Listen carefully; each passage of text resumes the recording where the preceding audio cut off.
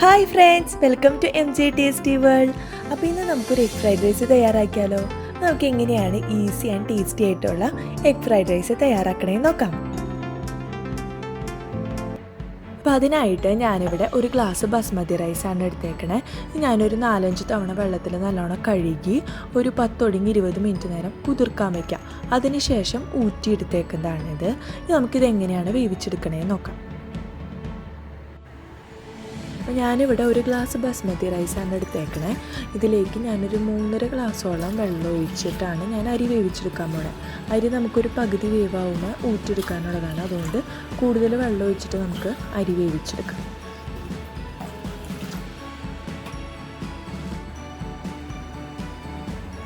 അപ്പോൾ നമ്മുടെ വെള്ളം അത്യാവശ്യം ചെറുതായിട്ട് ഇങ്ങനെ തിളച്ച് തുടങ്ങിയിട്ടുണ്ട്. ഈ സമയത്ത് നമുക്ക് ഒരു ടേബിൾ സ്പൂണോളം നാരങ്ങ ഒഴിച്ച് കൊടുക്കാം.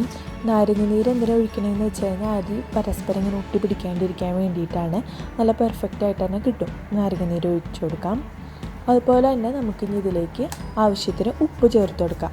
ഉപ്പ് ചേർത്ത് കൊടുക്കുമ്പോൾ പ്രത്യേകം ശ്രദ്ധിക്കാം. നമ്മൾ ഒന്ന് ടേസ്റ്റ് ചെയ്ത് നോക്കാം. വെള്ളത്തിൻ്റെ ഉപ്പ് കുറച്ചൊന്ന് മുന്നിട്ട് നിൽക്കണം, എന്നാലാണ് അരിയിൽ നല്ലോണം ഉപ്പ് പിടിക്കുള്ളൂ. എന്ന് വെച്ചാൽ കൂടുതൽ ഉപ്പ് ഇടരുത് കേട്ടോ.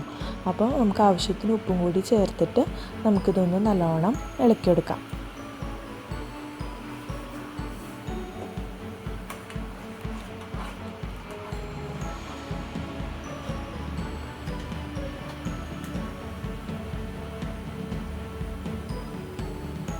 അപ്പോൾ ഇനി നമുക്കിതിലേക്ക് ഒരു ടേബിൾ സ്പൂൺ സൺഫ്ലവർ ഓയിലും കൂടി ഒഴിച്ചു കൊടുക്കാം.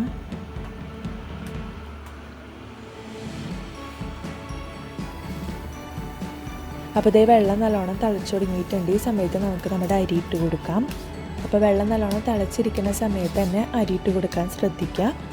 അതുപോലെ തന്നെ ഇതിനി ഒരു 7 ഒടുങ്ങി ഒരു 9-10 മിനിറ്റ് നേരം അത് വേവിച്ചെടുത്താൽ മതി.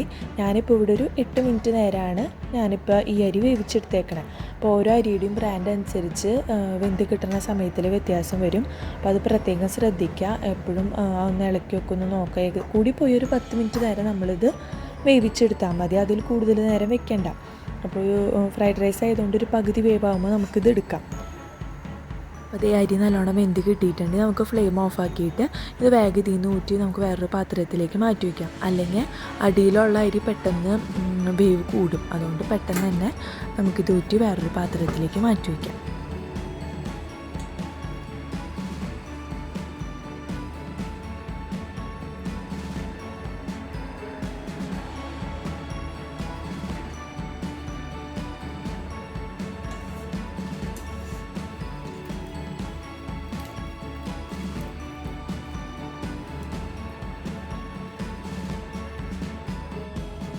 അപ്പോൾ അതേ നമ്മുടെ റൈസ് പെർഫെക്റ്റായിട്ട് നമുക്ക് കിട്ടിയിട്ടുണ്ട്. അങ്ങനെ ഒട്ടിയൊന്നും പിടിച്ചിട്ടുള്ള എല്ലാ അരികളും വിട്ട് തന്നെ നമുക്ക് കിട്ടിയിട്ടുണ്ട്. നമുക്കിത് ഇപ്പോൾ തന്നെ 2 പാത്രത്തിലേക്ക് ആക്കിയിട്ട് നമുക്ക് ഫാനിൻ്റെ അടിയിൽ കൊണ്ടുവന്ന് വയ്ക്കാം. അല്ലാന്നുണ്ടെങ്കിൽ ഇപ്പോൾ ഇന്നാണ് നിങ്ങൾ ഫ്രൈഡ് റൈസ് ഉണ്ടാക്കാൻ ഉദ്ദേശിക്കണമെന്നുണ്ടെങ്കിൽ തലേ ദിവസം തന്നെ ഇതേപോലെ അരിയൊക്കെ വേവിച്ച് വെച്ചിട്ട് ചൂടാറിയതിന് ശേഷം ഒരു ബോക്സിലാക്കി വെച്ചിട്ട് ഫ്രിഡ്ജിലെടുത്ത് വെച്ചാൽ മതി. അപ്പോൾ പിറ്റേ ദിവസം നമുക്ക് വളരെ പെട്ടെന്ന് തന്നെ ഇത് ഉണ്ടാക്കിയെടുക്കാൻ പറ്റും. അപ്പോൾ ഇത് ഒന്ന് വേഗം തന്നെ ചൂടാറി കിട്ടാൻ വേണ്ടിയിട്ട് നമുക്ക് വേഗം ഫാനിൻ്റെ അടിയിൽ കൊണ്ടുവന്ന് വയ്ക്കാം. അതിന് ശേഷം സമയം ഉണ്ടെന്നുണ്ടെന്നുണ്ടെങ്കിൽ ഒരു ബോക്സിലാക്കിയിട്ട് ഫ്രിഡ്ജിലെടുത്ത് വയ്ക്കാം. അപ്പം ഞാൻ നമ്മുടെ റൈസ് ചൂടൊക്കെ ആറിയതിന് ശേഷം ഒരു ബോക്സിലാക്കി ഫ്രിഡ്ജിലെടുത്ത് വെച്ചിട്ടുണ്ടായിരുന്നതാണിത്. അപ്പോൾ നിങ്ങൾക്കിപ്പോൾ ഇന്നാണ് ഉണ്ടാക്കാൻ ഉദ്ദേശിക്കണമെന്നുണ്ടെങ്കിൽ തലേ ദിവസം തന്നെ ഇതേപോലെ ആക്കിയിട്ട് ഫ്രിഡ്ജിലെടുത്ത് വെച്ച് കഴിഞ്ഞാൽ നമുക്ക് വളരെ പെട്ടെന്ന് തന്നെ ഉണ്ടാക്കിയെടുക്കാൻ പറ്റും. നമുക്ക് ഈ ഫ്രൈഡ് റൈസിലേക്ക് ആവശ്യമായിട്ടുള്ള പച്ചക്കറികൾ എന്താണെന്ന് നോക്കാം. ഒരു ക്യാരറ്റ് എടുത്തിട്ടുണ്ട്, അതുപോലെ ക്യാപ്സിക്കം, പിന്നെ സ്പ്രിംഗ് ഓനിയൻ്റെ ഗ്രീനും വൈറ്റും, പിന്നെ വെളുത്തുള്ളി, സബോള, ബീൻസ്. അതുപോലെ തന്നെ എഗ് ഫ്രൈഡ് റൈസ് ആയതുകൊണ്ട് 2 മുട്ട എടുത്തിട്ടുണ്ട്. ഈ മുട്ടയിലേക്ക് ഞാനൊരു കുറച്ച് കുരുമുളക് പൊടി, അതുപോലെ തന്നെ കുറച്ച് സോയാ സോസും ഉപ്പും ചേർത്ത് നല്ലോണം മിക്സ് ചെയ്ത് വെച്ചേക്കുന്നതാണിത്. നമുക്ക് എങ്ങനെയാണെങ്കിൽ ഫ്രൈഡ് റൈസ് തയ്യാറാക്കണേ നോക്കാം.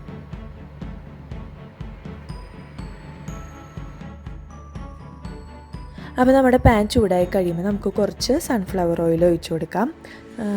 നിങ്ങൾ വെളിച്ചെണ്ണയിൽ ഉണ്ടാക്കരുത്, എന്തെങ്കിലും ഓയിൽ തന്നെ യൂസ് ചെയ്യാൻ ശ്രദ്ധിക്കുക.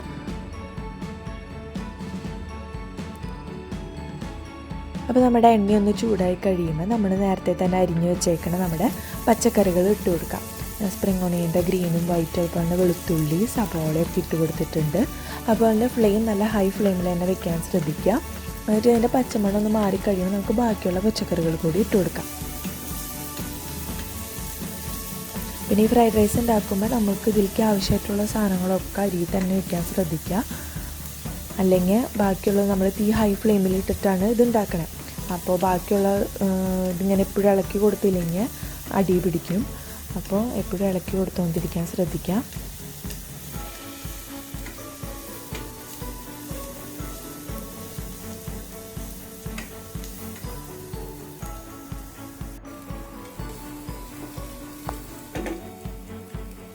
അപ്പോൾ നമ്മുടെ സവാളയുടെയൊക്കെ ഒന്ന് പച്ചമണമൊക്കെ ഒന്ന് മാറി കിട്ടിയിട്ടുണ്ട്. ഈ സമയത്ത് നമുക്കിതിലേക്ക് നമ്മൾ അരിഞ്ഞു വെച്ചേക്കാം നമ്മുടെ ബീൻസ് ഇട്ട് കൊടുക്കാം.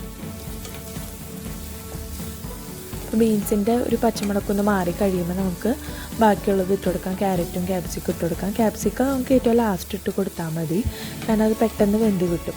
നമ്മുടെ ഈ പച്ചക്കറികളൊക്കെ ഒന്ന് പകുതി വേവാവണത് വരെ നമുക്ക് വേവിച്ചാൽ മതി.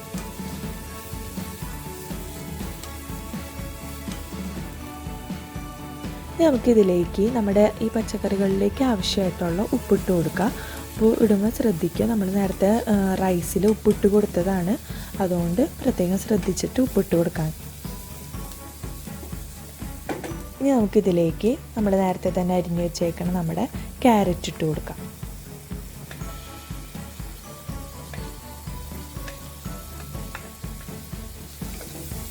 ക്യാരറ്റും കൂടി ഇട്ടിട്ട് നമുക്ക് നല്ലോണം ഒന്ന് ഇളക്കി കൊടുക്കാം. അതിൻ്റെയും ഒരു പച്ചമണമൊക്കെ മാറിക്കഴിയുന്ന നമുക്ക് നമ്മുടെ മുട്ട ചേർക്കാം. അതിന് ശേഷം നമുക്കിതിലേക്ക് ക്യാപ്സിക്കം ഇട്ട് കൊടുത്താൽ മതി.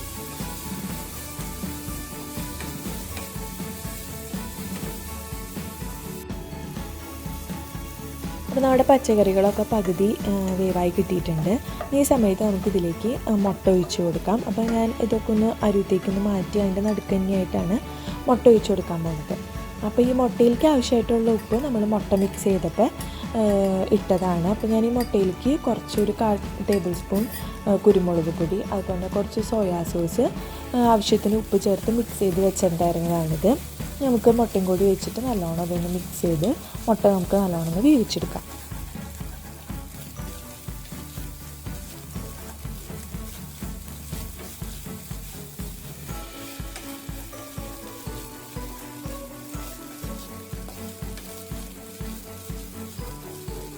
അപ്പോൾ അതേ മുട്ടയൊക്കെ നല്ലോണം നമുക്ക് വെന്ത് കിട്ടിയിട്ടുണ്ട്.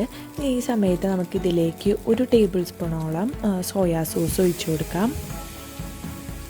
നമുക്ക് നല്ലോണം ഒന്ന് മിക്സ് ചെയ്ത് കൊടുക്കാം.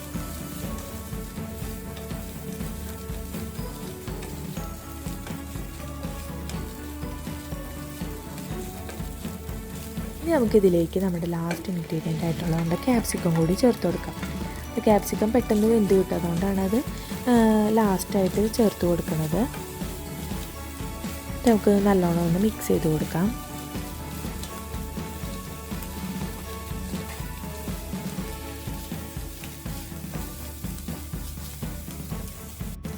അപ്പോൾ നമ്മുടെ പച്ചക്കറികളൊക്കെ കറക്റ്റ് വെന്ത് കിട്ടിയിട്ടുണ്ട്. ഇനി നമുക്കിതിലേക്ക് അരി ഇട്ട് കൊടുക്കാം. അപ്പോൾ തീ ഇപ്പോഴും നല്ല ഹൈ ഫ്ലെയിമിൽ തന്നെ വെക്കാൻ ശ്രദ്ധിക്കാൻ പറ്റും. നമുക്കിതിങ്ങനെ നല്ലോണം ഒന്ന് ഇളക്കിയിട്ട് കൊടുത്തുകൊണ്ട് തന്നെ ഇരിക്കുക, എന്നാലാണ് അത് കറക്റ്റ് പാകമായിട്ട് നമുക്ക് കിട്ടുള്ളൂ.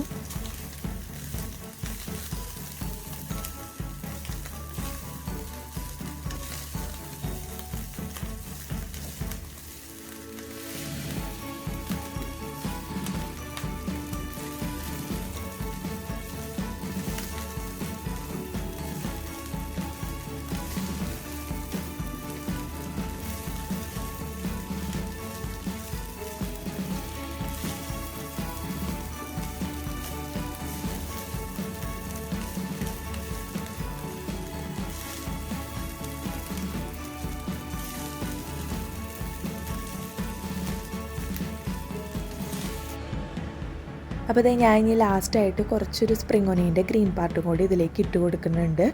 അപ്പോൾ ഇത്രയേ ഉള്ളൂ. വളരെ പെട്ടെന്ന് തന്നെ നമുക്ക് ഉണ്ടാക്കിയെടുക്കാൻ പറ്റുന്നതാണ് ഈ ഫ്രൈഡ് റൈസ് എന്ന് പറയുന്നത്.